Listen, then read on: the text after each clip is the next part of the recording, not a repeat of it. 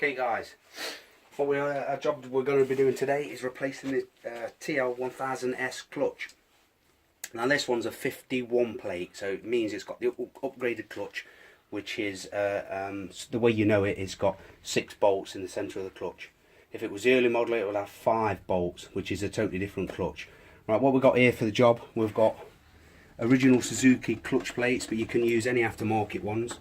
Obviously you're not going to get better than the Suzuki ones. These have been pre-soaked overnight for about 24 hours. There's 10 in the whole clutch kit. 9 of them are a certain thickness, and you'll have one that's extra thin compared to the rest. Let's see if you can see that. There you go, there's the 2 different type of clutch plates.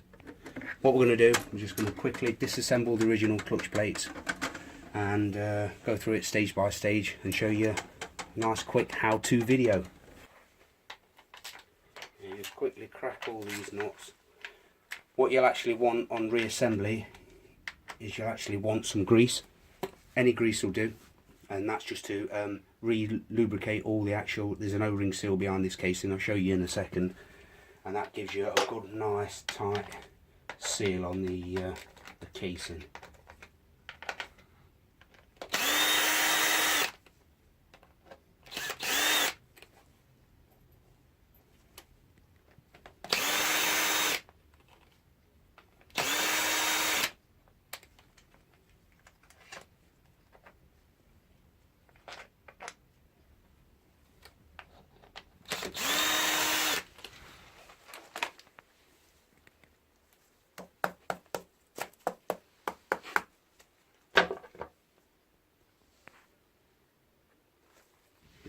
One, two, three, four, five, 6. So this is the upgraded clutch, which it should be on a 51 plate anyway. Quick crack of the clutch plates, spring clutches. There we go.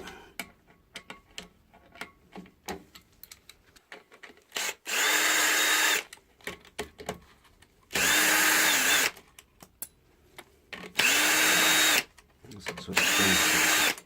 Okay, that's where the springs sit. Yeah.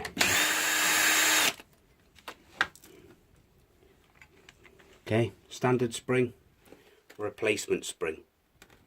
Now these ones are 15% stiffer, which gives a bit better bite on the clutch. They're the same length, it's just the actual thickness of the steel. You can see the difference there. These are the EBC ones. That's it. Just whip them out.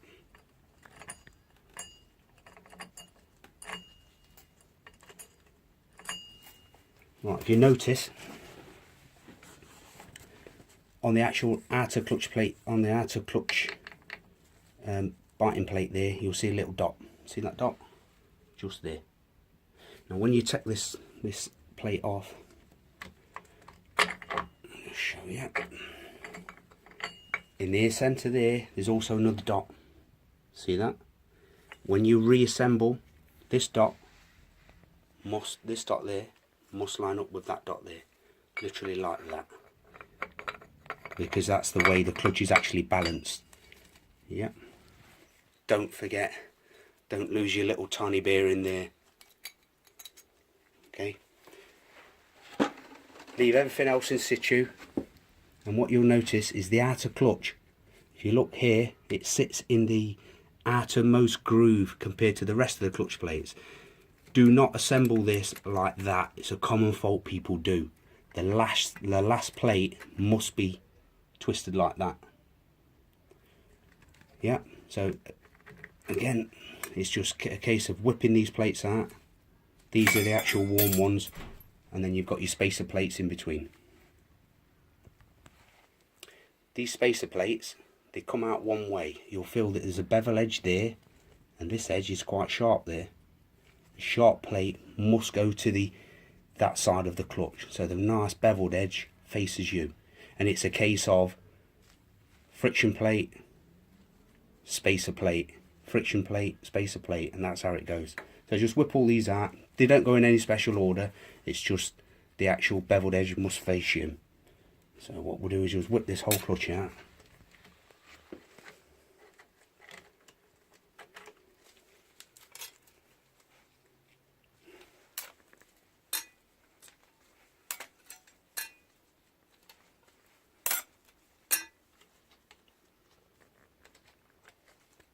And as you get down, it gets quite tricky to get these last ones out.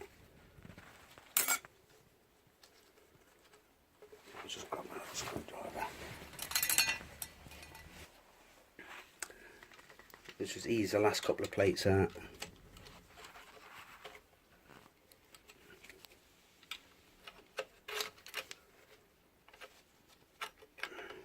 And for the real tricky ones, nice little tip, use a magnet. You can pull it in, the last one will pop out, look.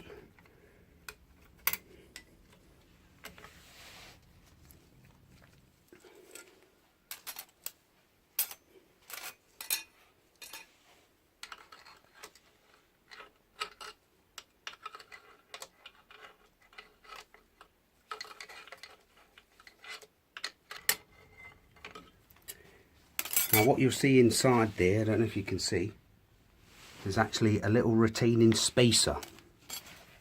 This, I'll just pull it out. There it is. Let's pull that out. And this is like concave look. So you can put it, if you look, you'll just see the difference as I'm spinning that on the edge. Yeah? Do not put that in that way. It must be cupped out this way so it gives you the spring effect. It literally just is a spacer plate. So don't forget that one.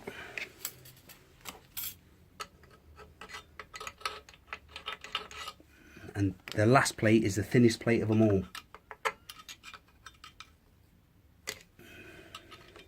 And probably the most awkwardest to get out. And that's the thinnest plate of them all, which is the first one to go back in.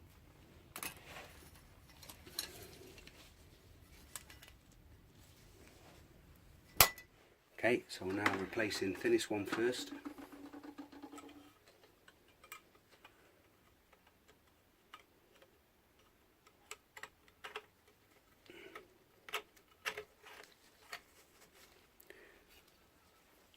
Then the actual spacer ring, concaved out.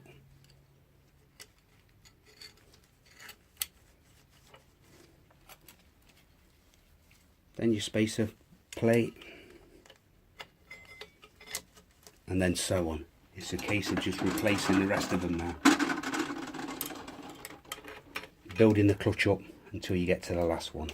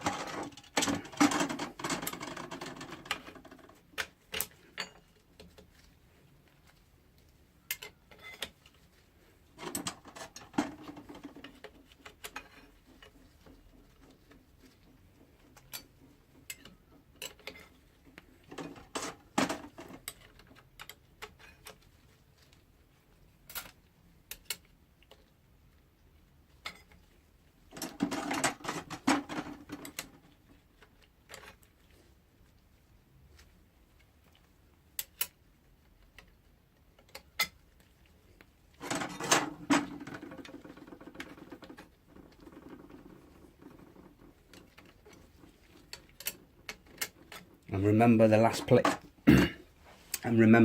plate doesn't go there, it goes to the side lock, just there in those side slots. Look for the dot again. Actually put your bearing on in place first so it saves falling off. Just there. Line the dot up, it's not that one, it's a little dot there, lines up with a little dot there. That's it, make sure it locks in. Then replace the springs.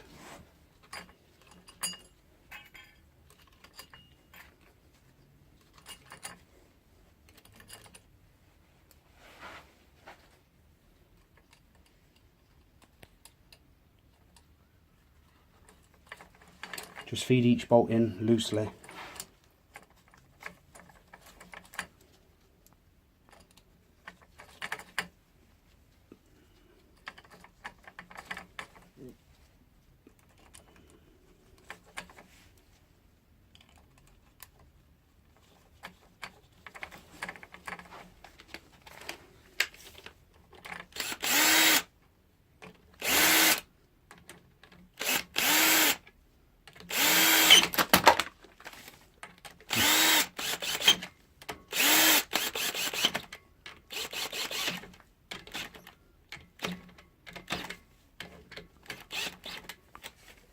and then you want to be torquing these up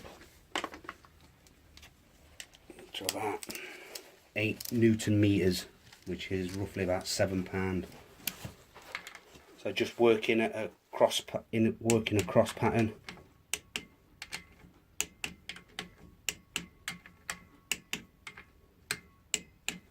Again, I'll check.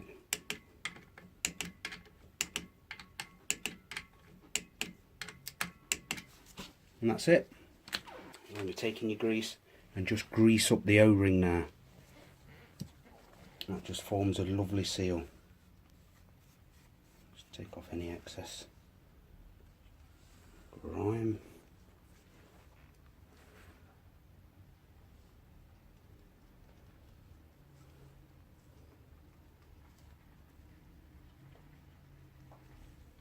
Once it's fitted, any excess that comes on the outside, just wipe it off.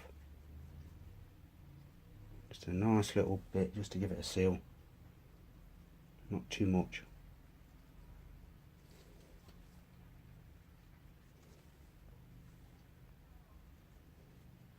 Also, if you're putting a brand new seal in there, it is best to put a bit of grease in there just to hold it in while you're actually feeding all the actual O-ring in. So there you go, you've got a nice little thin coating of grease on there.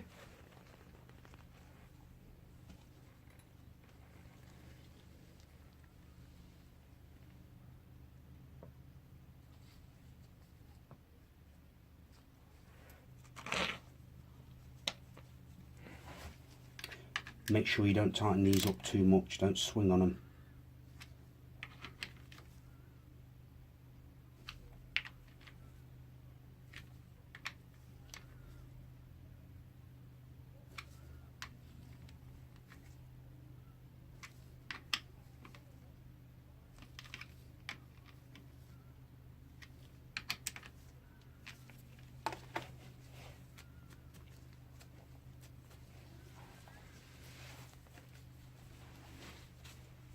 The excess off. That's it, job done. Hope this has helped you out, guys, because there's not many videos on YouTube about doing the clutch. Now fuck off. I'm sure you've seen that one. Them fucking fat guys, now fuck off.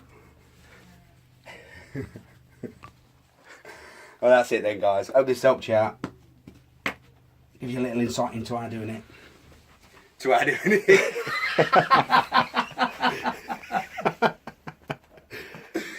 And just remember, any more tips on the TL1000s or the TL1000R, this is your channel. And just remember, guys, keep it real.